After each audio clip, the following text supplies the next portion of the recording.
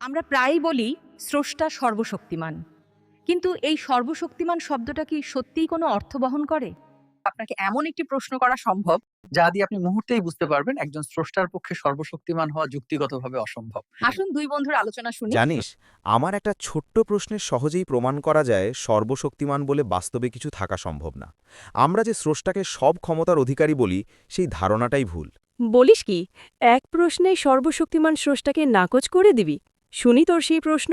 প্রশ্নটা খুব সহজ। স্রষ্টা কি এমন একটা বড় পাথর বানাতে পারবেন যেটা তিনি নিজেই তুলতে পারবেন না? এটা তো সহজ। তিনি চাইলে বানাতে পারেন, আবার চাইলে তুলতেও পারেন। আর একটু থাম, তুই প্রশ্নই ধরতে পারিসনি। স্রষ্টাকে এমন পাথর বানাতে হবে যা তিনি নিজে তুলতে পারবেন না। যদি স্রষ্টা পাথরটা বানাতে পারেন কিন্তু তুলতে না পারেন, তার মানে তিনি সব করতে পারেন না। আবার যদি বলিস তিনি অমন পাথর বানাতেই পারবেন না যা তিনি তুলতে পারবেন না, তার মানে সব কিছু বানানোর ক্ষমতা তার নেই। দুই দিক দিয়েই প্রমাণ হয় কোনো কিছুর পক্ষেই সর্বশক্তিমান হওয়া সম্ভব না।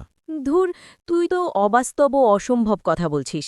তুই যদি আমাকে চারকোনা গোল বৃত্ত বানাতে বলিস, সেটা কি কিছু হলো? গোল জিনিস কি কখনো চারকোনা হয়? হয় না। এটা অবাস্তব পাগলামি।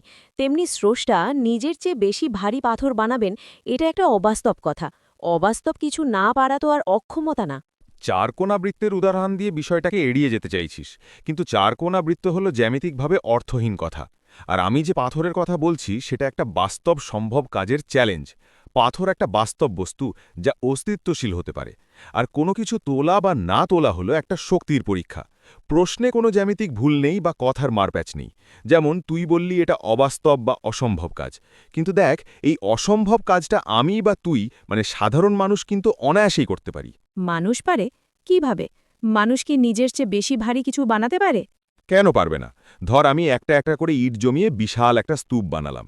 কয়েকদিন পর ওটা এত বড় হলো যে আমি নিজে চেষ্টা করে ওটা 1 ইঞ্চি নাড়াতে পারছি না। তার মানে কি?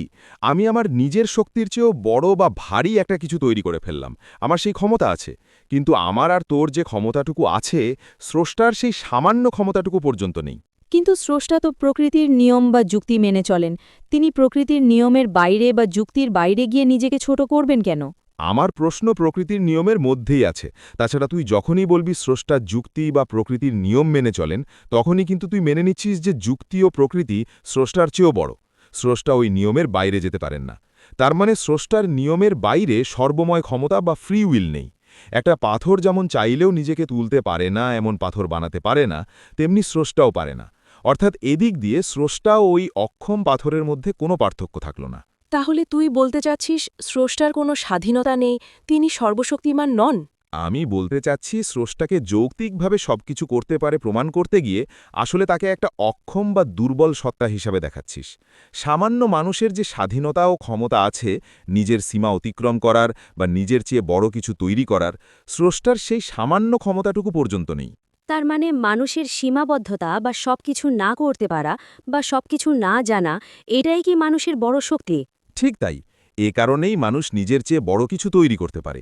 কিন্তু স্রষ্টাকে যখনই আমরা সব পারেন বলতে থাকি, তখনই তা যুক্তির কাছে মিথ্যা প্রমাণ হয়ে যায়।